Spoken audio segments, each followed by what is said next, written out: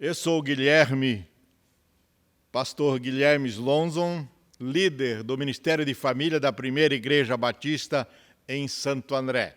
Esta reflexão é o estudo da Escola Bíblica Dominical e o nosso tema é Tudo em Família.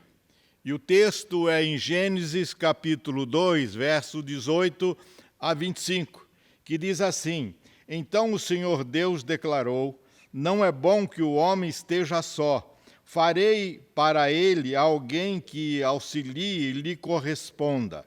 Depois que formou da terra todos os animais do campo e todas as aves do céu, o Senhor Deus os trouxe ao homem para ver como este lhe chamaria, e o nome que o homem desse a cada um ser vivo, este seria o seu nome.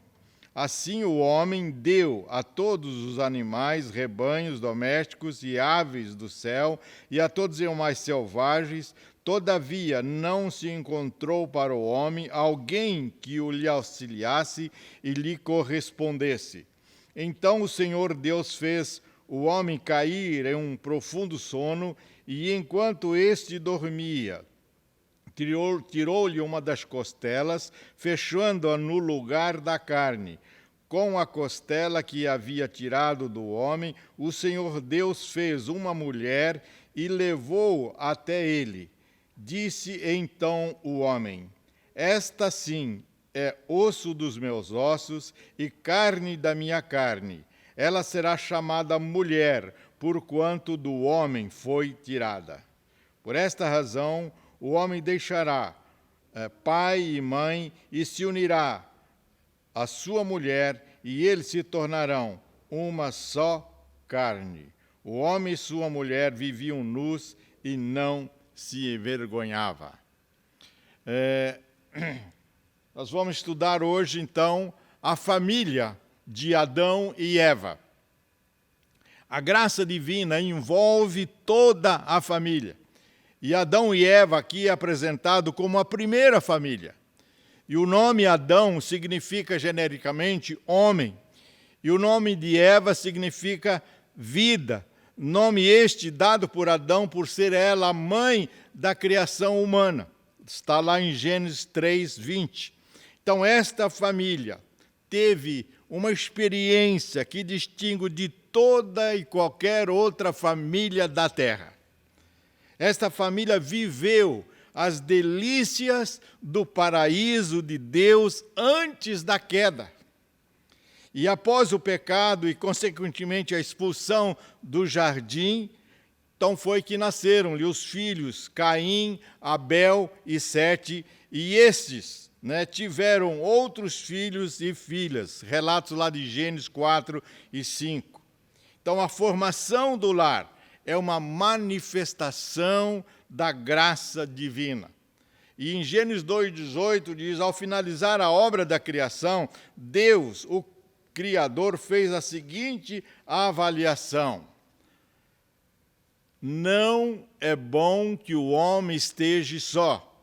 E desde o início da criação, esta foi a primeira vez que Deus disse que algo não estava bom. Por que foi que Deus disse que algo não estava bom? Por causa da solidão do homem. A solidão do homem não era boa. Por certo, Deus, ao ter o encontro com Adão ali, à tarde, no jardim, viu aquele homem só e disse: olha, não é bom que esse homem esteja só. E qual foi a solução de Deus, então, para o homem nesta solidão? A solução divina para este problema foi a formação da mulher e a instituição do casamento. Lá em Salmo 68a diz: Deus conhece o coração solitário e faz com que o solitário more em família.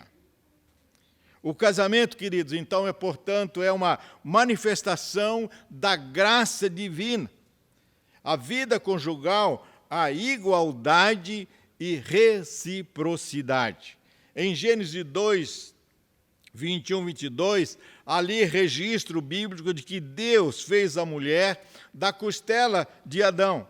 Simbolicamente, isso traz algumas reflexões sobre a estrutura, a formação básica de um lar. Ninguém é melhor que ninguém. Na formação do lar de Adão e Eva, fica explícito o fato de que o homem e a mulher têm a mesma dignidade. Deus criou uma companheira. O fato de a mulher ter sido criada de uma das costelas de Adão tem uma simbologia, né? E a simbologia diz assim, olha, Deus criou a mulher, Deus não criou a mulher dos pés do homem para não ser pisada por ele. Também Deus não criou, né, a mulher da cabeça do homem para não ser mandar nele.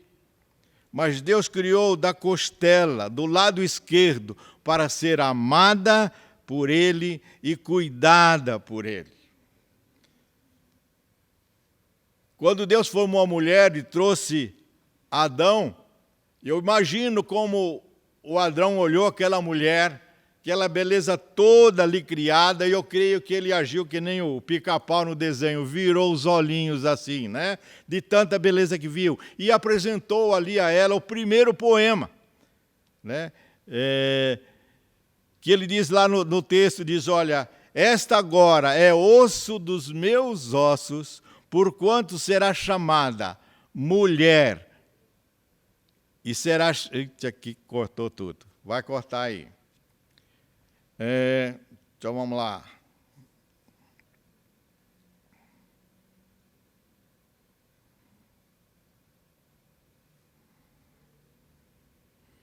Será amada por ele, tá ok.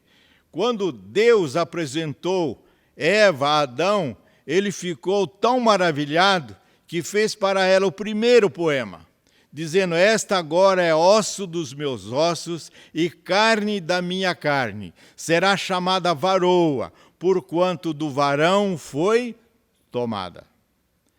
E isso também tem a recomendação de Paulo, lá em Efésios capítulo 5, 28 e 29, e a recomendação de Paulo ali confirma esses deveres do marido para com a mulher. O casamento, então, transforma a individualidade em unidade. E em Gênesis 1, 27, Deus fez o homem e a mulher distintos um do outro.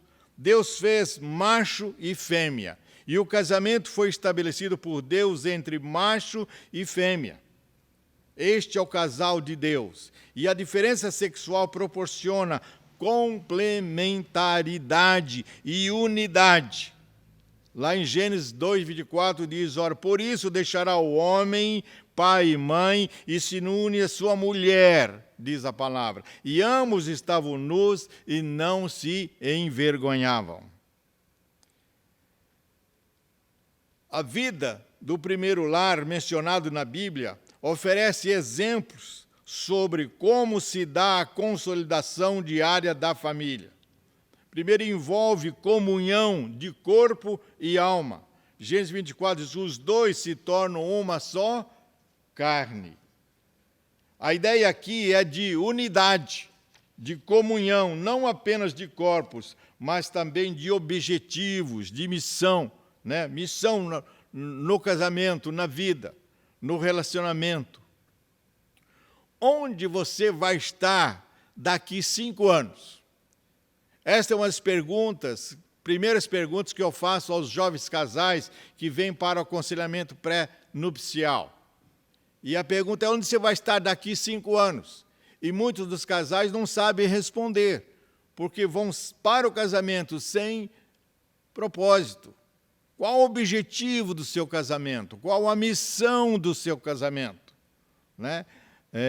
Esta comunhão se estabelece a partir da comunicação e se aprofunda no contato, isto é, na afetividade expressa por meio da intimidade. É o que Pedro relata lá em 1 Pedro 3,7. Pedro diz assim, ó, marido, vós igualmente vivei a vida comum do lar, com discernimento e tendo consideração para com vossa mulher como parte mais frágil. Tratai-a com dignidade, Por isso que sois juntamente herdeiros da mesma graça de vida, para que não se interrompam as vossas orações.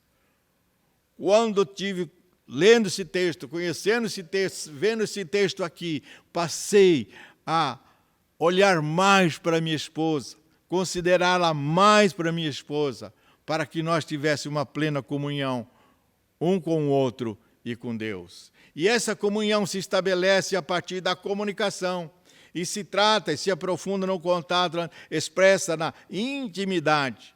E é fato, queridos, lares desprovidos deste nível de profundidade, de comunicação, está fadado ao fracasso.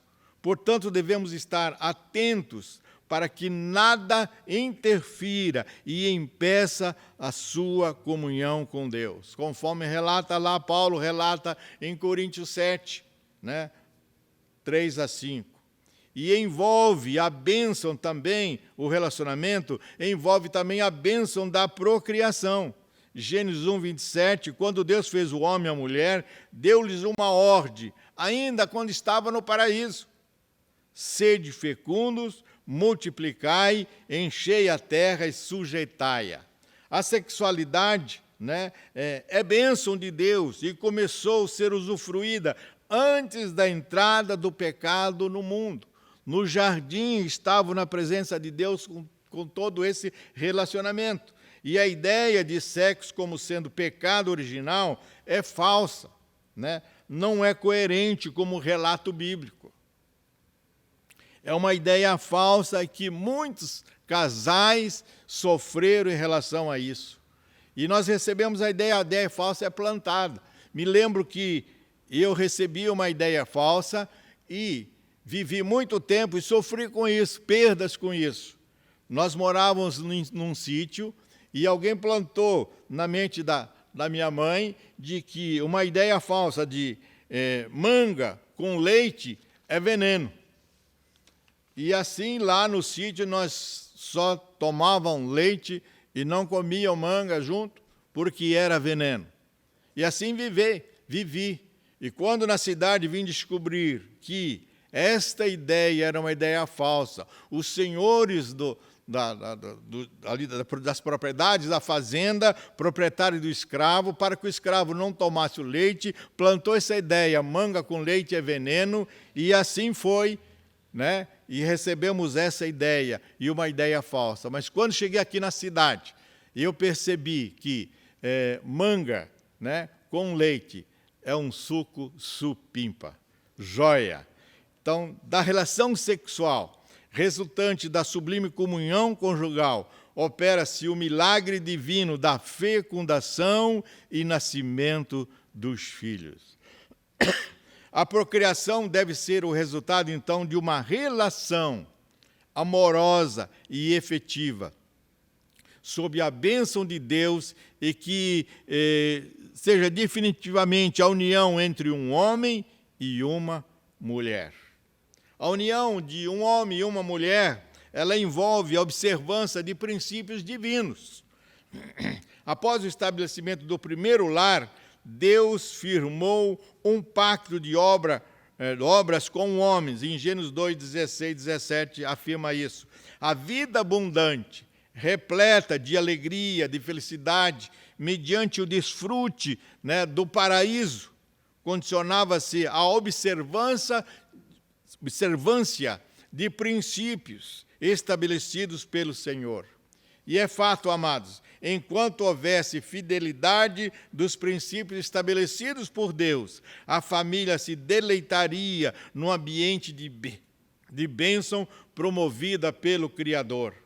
Por outro lado, a não observância destes princípios implicaria em perdas de privilégios. E, lamentavelmente, foi isso que aconteceu em Gênesis 3.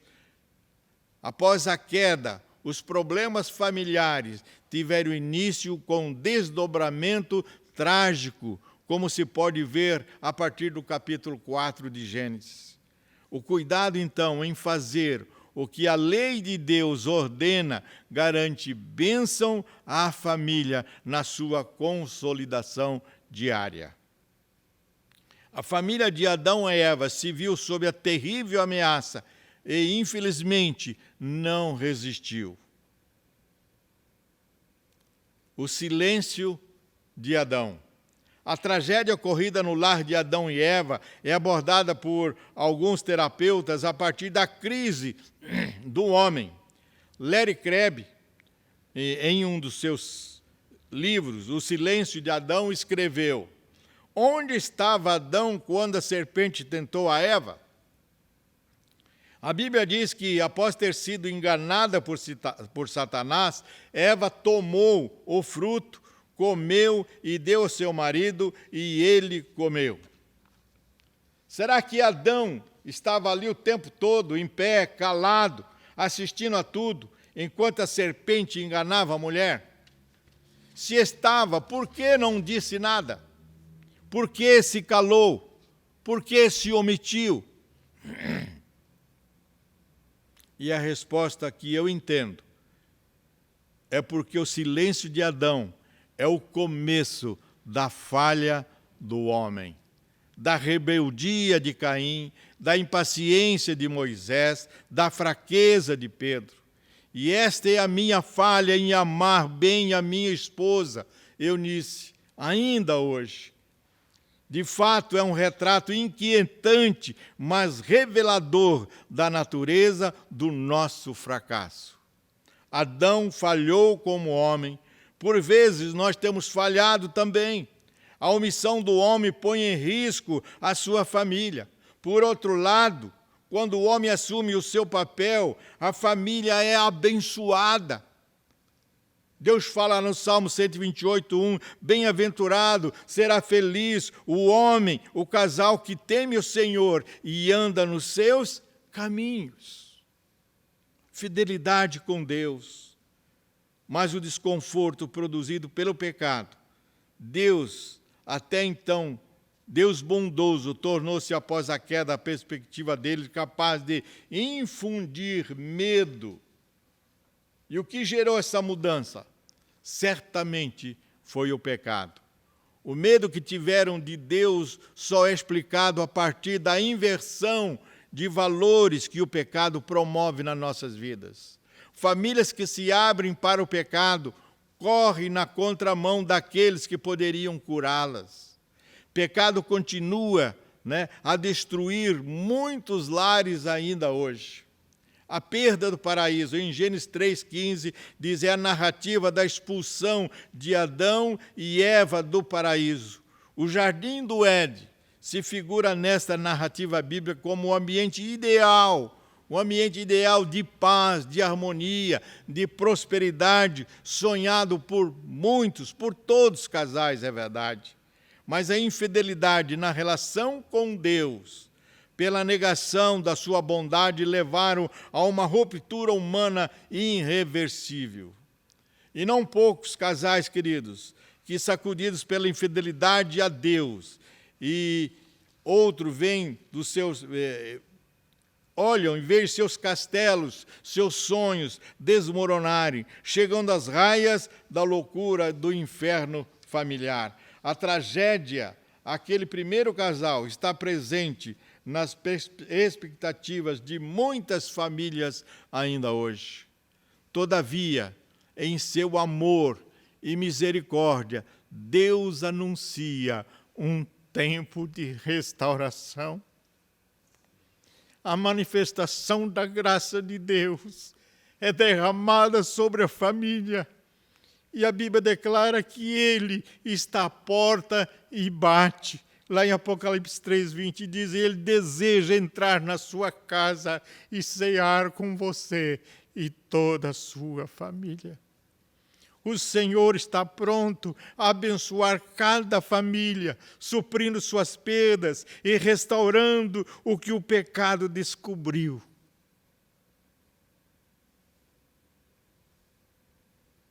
Entregue ao Senhor.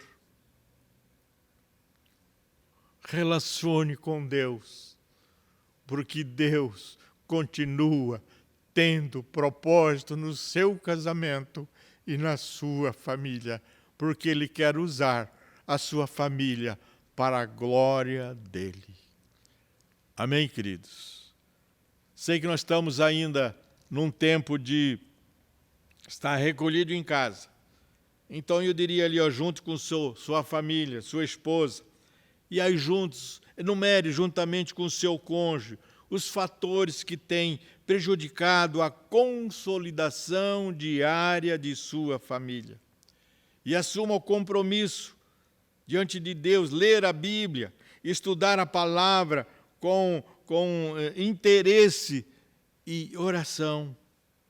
Peça discernimento para Deus para compreender e aplicar na sua vida familiar as lições que temos apresentados sobre a família. E que Deus abençoe a sua vida e a sua casa, em nome de Jesus. Amém. Amém.